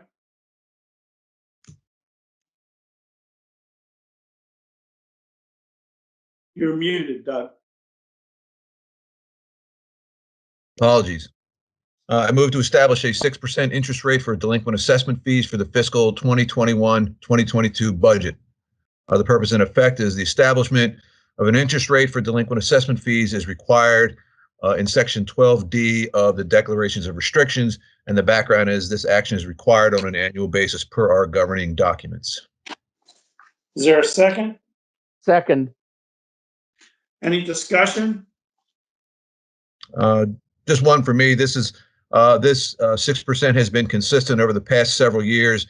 And again, just reminding the membership, as noted, we are required to make sure that we decide on a rate for the delinquent assessment charges, and that it's not a departure from anything we have done in the past. Any other discussion? All in favor of the motion, say aye. Aye. Aye. Aye. Any opposed? The motion passes. I've got a motion to donate $1,000 to the Worcester County Veterans Memorial. I move that Ocean Pines donate $1,000 to the Worcester County Veterans Memorial in response to a donation request to offset the cost of bringing the wall that heals to Ocean Pines from April 20th, 2021 through April 25th, 2021. The background: Worcester County Veterans Board has been awarded the honor of displaying the wall that heals. This is the 3/4 replica of the Vietnam Veteran Memorial in Washington, D.C. Discussion: the cost to host the wall that heals is about $30,000. Fundraising for the wall, fundraising while the wall is on display is prohibited out of respect for the veterans. The veterans, Worcester County Veterans Memorial is requesting a donation. Is there a second? Second. Is there any discussion? I'm muted. I wanted to mute it. All in favor, say aye. Aye. Aye. Any opposed? And the motion passes. So the next item on the for new business is just a brief discussion. As we announced earlier, the board has reached a settlement with Slobodan Trendic on his petition to have a referendum done. The board is in the process of having the referendum question crafted and reviewed by council. The next steps will be to establish a hearing date, and we have not yet done that. We're waiting to get the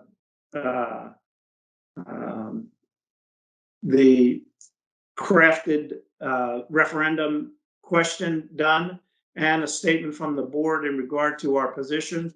Once we have that, we will set a date for the hearing, and the appropriate documents will be sent out, and a referendum vote will take place. So I just want to update the community that this is in process, but we don't have a date set at this point.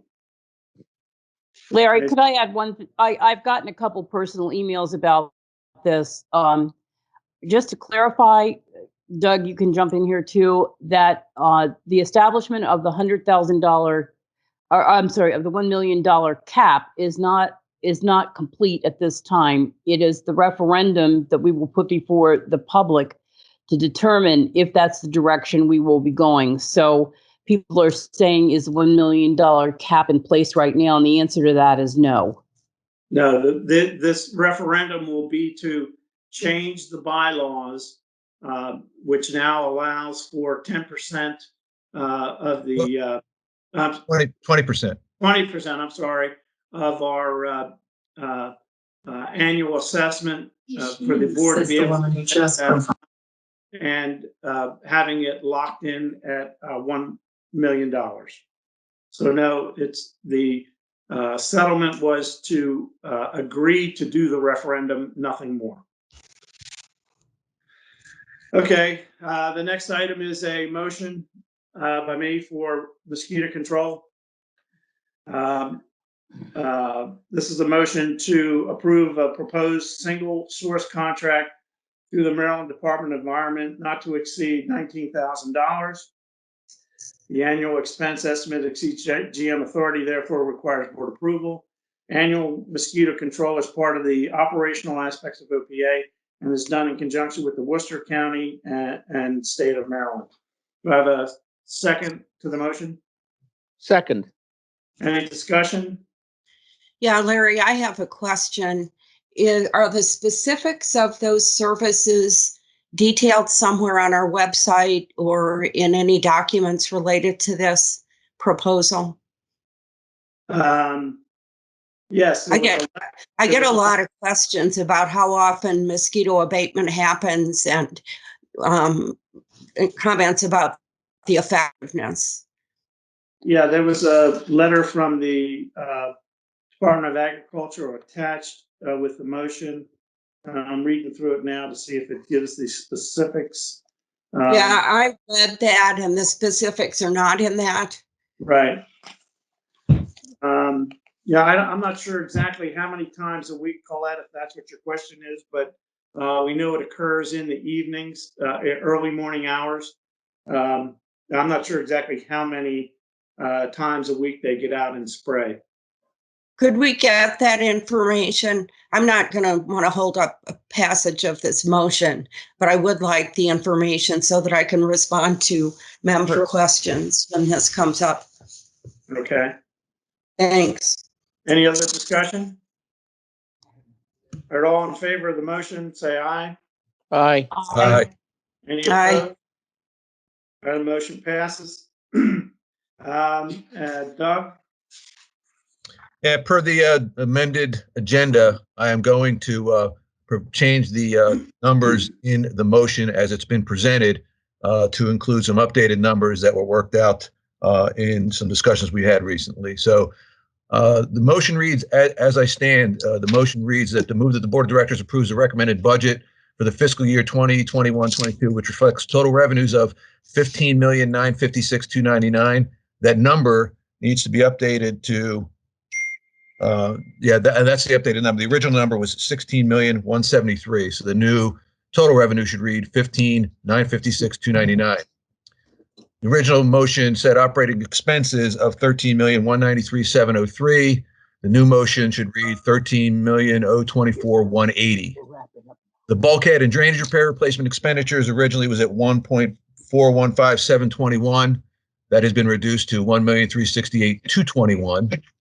The capital expenditures of $1,047,970 remains the same, and the annual assessment is changed from 1,021 to 996. So in total, let me read it without the things. Move that the board of directors approves the recommended budget for the fiscal year 2021-22, which reflects total revenues of $15,956,299, operating expenses of $13,024,180, the bulkhead and drainage repair and replacement expenditures of $1,368,221, capital expenditures of $1,047,970, and a basic annual assessment of $996. The purpose and effect: approval of the motion will allow the use of these funds as noted for operating and capital expenses associated with the general operations of the association. And the background is the budget has gone through a review by the GM and his team, by the Budget and Finance Committee, and by the Board of Directors. The budget was posted on the OPA website for review by the membership. A public meeting was held on February 6th to present the budget to the membership and have an open discussion with the membership to address any questions or concerns. All right, is there any discussion on the budget motion? It needs to be seconded. Second. Second. Discussion? I have discussion. I just wanted to give a shout out to Steve Phillips. I had pressed him and John to get some updated information based on recent events and was uncomfortable that those events didn't reflect the current status of the budget. So kudos to them for the quick turnaround. I think they did a yeoman's job in getting this information so we can have an updated budget that better reflects the real needs of the association with regard to expenses and the overall annual assessment. Any further discussion? Yeah, I do. I unfortunately, there's been so many changes to this in the last literally 24 hours. I haven't really been able to review them all. I've looked through them, but I'm just not comfortable at this time voting to approve the budget, but that's okay. I'm sure that it'll be 6-1, but I just wanted to let you know that that is the reason why. I just haven't had a chance to sit down with all the different things that we have going in, from the payroll changes to the change in the drainage and bulkhead situation. So I'm just letting that known that I just haven't had a chance to review it diligently enough to vote yes on this. Any further discussion? Yeah, Larry. I got one more comment. Sure. So one of the questions that I had been fielding and had been asked both in emails is, we're predicting or estimating a surplus from operating this year. One of the things that's been done both at a corporate level and in this case our level is that the idea of keeping those that surplus in something called retained earnings. Some people believe that since the surplus is there, it should be applied as a method for reducing the assessment. Unfortunately, the idea is it doesn't really work that way. The better part of it too, in order to explain and to support that approach, is retained earnings allows us the flexibility to address any issues that may be out of our control due to COVID restrictions continuing through the upcoming fiscal year. So I think it's a prudent and conservative approach to keep the money in retained earnings, anticipating that we may have to make some adjustments in the revenue that potentially could come in, or the revenue that we won't realize if certain restrictions are put on activities, such as rec and parks and golf and other things that would be and the yacht club for that matter, for things that generate revenue. So I just wanted to make sure the membership, we understand that, and again, just trying to be fiscally conservative and being prudent with stewards of the money. We just wanted to make sure that that the retained earnings are used appropriately. Frank? Larry, can I ask a question? This is Larry. Frank. Go ahead, Frank. I just want to point out a couple things. First, Tom, I understand your point because last night I was up to the midnight hour reviewing the changes, a lot of which, by the way, I had requested. I think this budget has been put together in a very concise manner. We asked the general manager and his team to put one up from the bottoms up. They did it. Things were very carefully reviewed by the Budget and Finance Committee. And I want to point out the end item of this thing is exactly at the current rate of inflation. And just like everybody's household, Ocean Pines faces inflation. and we're managing to do what we're doing and still keeping that inflation rate. Camilla? Larry, can I ask a question, please? Mhm. You mentioned in an earlier response that the assessment had changed due to changes in the payment schedule or in the inflation rate or in the insurance. And could you elaborate on that? Because this is the first I've heard of that, unless I really missed something. Sure. The first off, with the departure of Colby Phillips, that salary was budgeted. The salary and benefits were budgeted for next year. Those costs had been removed from the budget, as well as a reduction in our premiums from our healthcare carrier that provides coverage for our employees. We were anticipating a premium increase. The original information we got from our broker was it would be at about $300,000. On Thursday, they advised us that the new estimate was with a reduction of about $100,000, and that is based on the recent experience that we've had and a change in personnel exposure for the association. So those numbers have been pulled out of the budget. The $100,000 has been pulled out, and the salary and benefits for the employee has been pulled out, which has reduced the budget, the assessment from $35, and I believe now we're down to what, $10, Doug? Is it? I think it's $10. Yeah, $9.96. So it's a $10 increase. Right. So that's they were those expenses. Okay, and just as a follow-up to that, we're getting some questions. And I guess this is an HR issue too. Is her position not going to be refilled in any capacity? That's an operational decision for John. So I don't know. I know that he has, at this point, he has spread some of the duties that she has to other individuals. And I think that's where it's going to be for the time being. Thank you. Any other comments? John? Yes, thank you, Larry. So just adding on with what Doug said as far as the assessment and the favorability, and Doug, excellent, well done. But this board, and over the last 3 years, this team, our team, along with this board, we inherited, I think, somewhere around $1.6 million of deficit. With this budget, the third year I've been on the budgets, is that deficit is going to be wiped out. It's done, it's covered. And that was mandated by the board. But as Doug explained to you, and I know it's kind of getting into the accounting, but part of that would have been part of the assessment to pay it off. We didn't need it.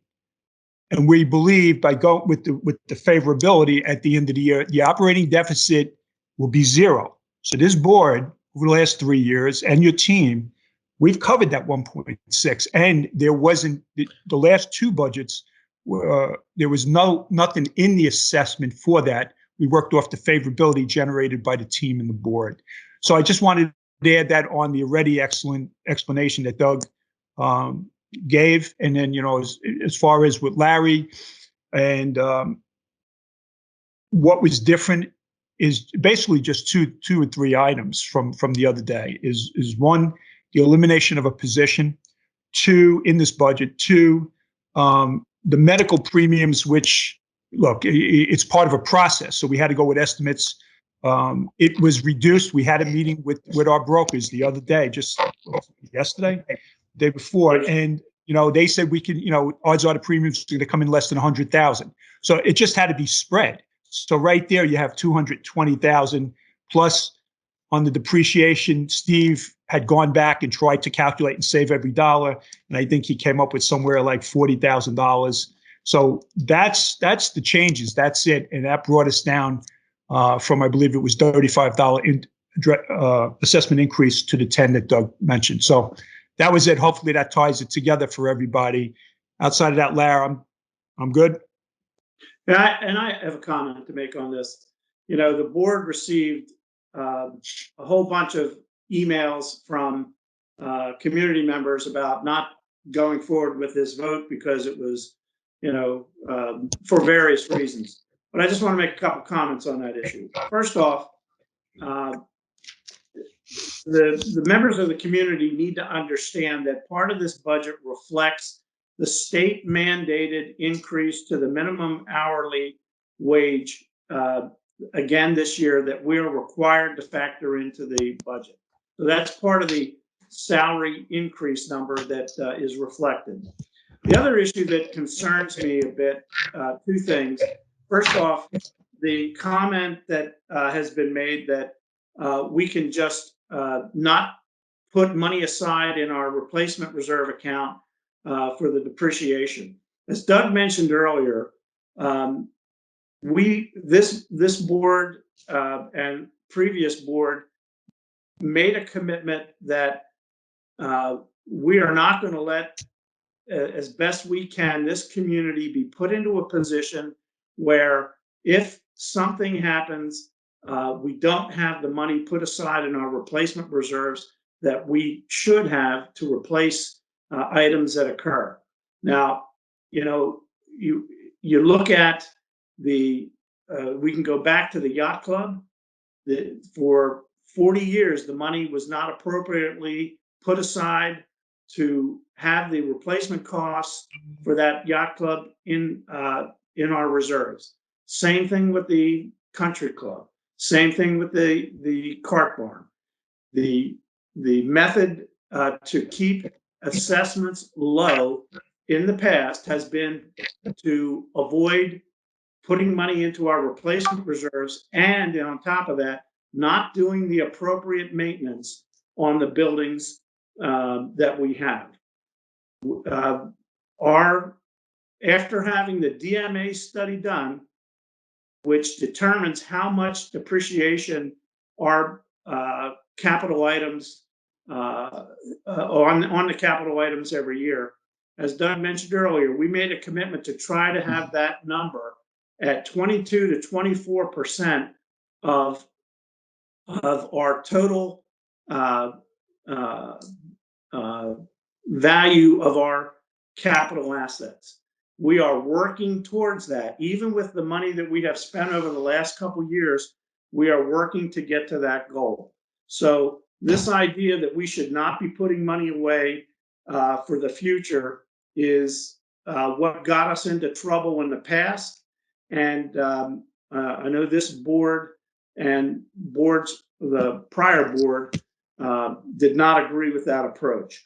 So the community needs to understand that while we have to deal with operational issues for today, we also have to plan for the future, and that's what we're trying to do with these replacement reserves, again, based on our depreciation.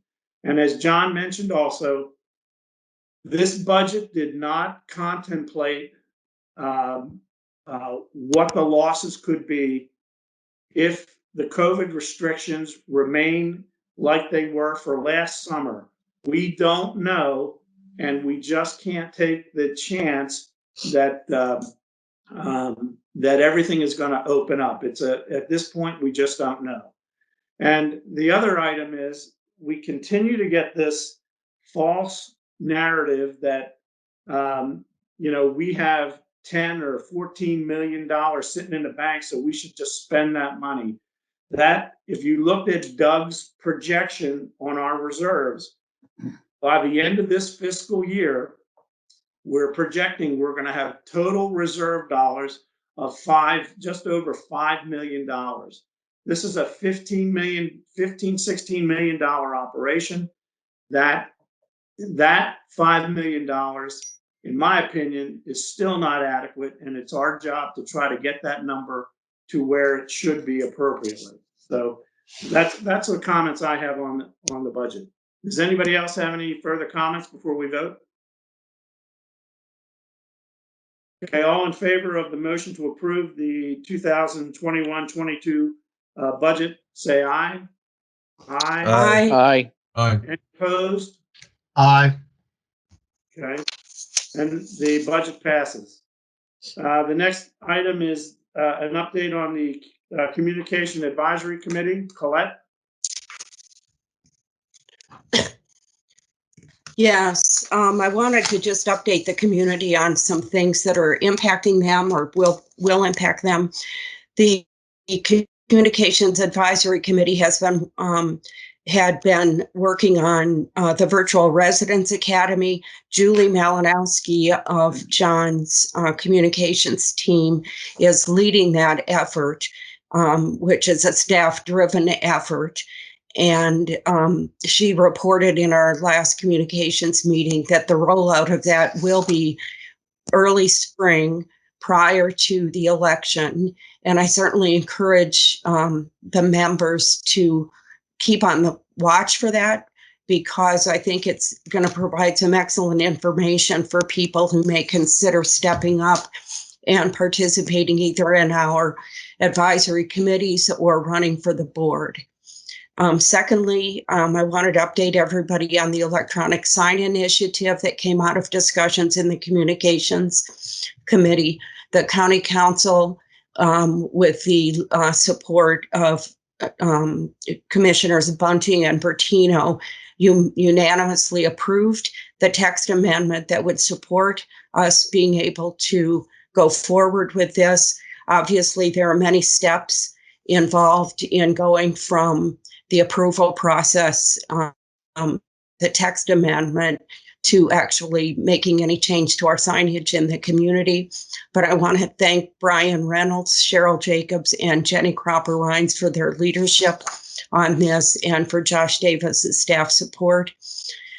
The newest initiative that they will be working on is archiving of historical documents and artifacts. I know we have a lot of history buffs in this community, and the Communications Advisory Committee is looking for additional volunteers to help with that effort.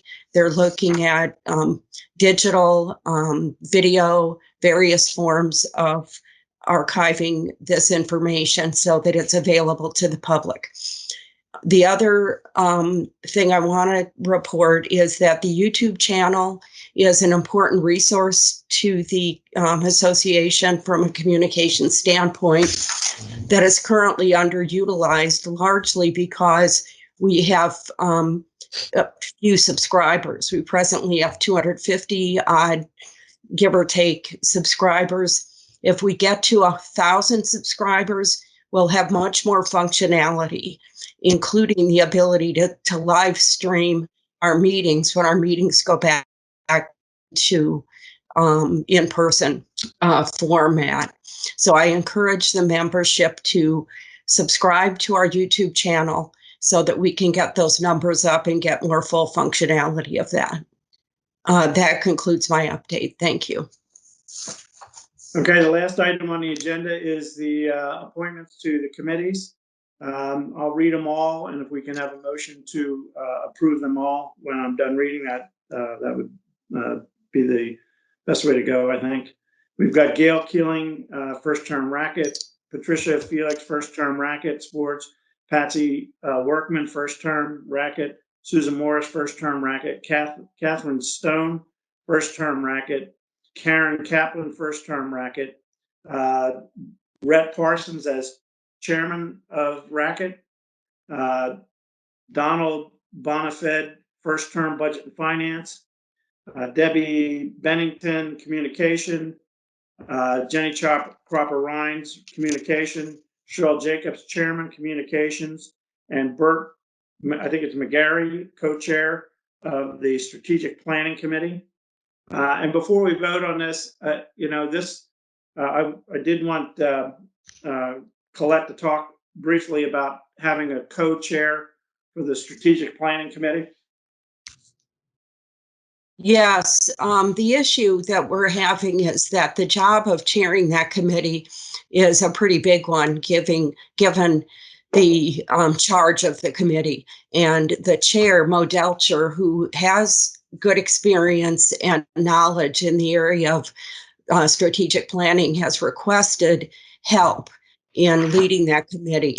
And there is a member of the committee, Bernie McGorry, who is a professor at Salisbury University, whose field is strategic planning. And it has been requested that Bernie be allowed to aid Mo Delcher in leading this committee.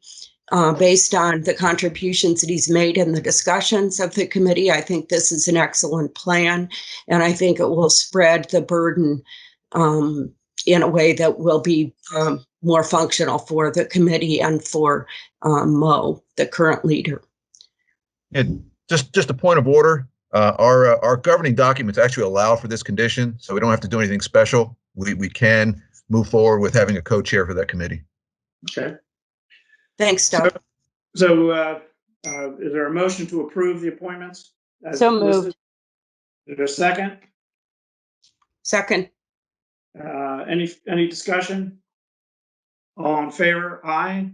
Aye. Aye. Any opposed? All right, I have a motion to adjourn the meeting. So moved. Is there a second? Second. All in favor? Aye. Aye. Aye. All right, thank you, everyone.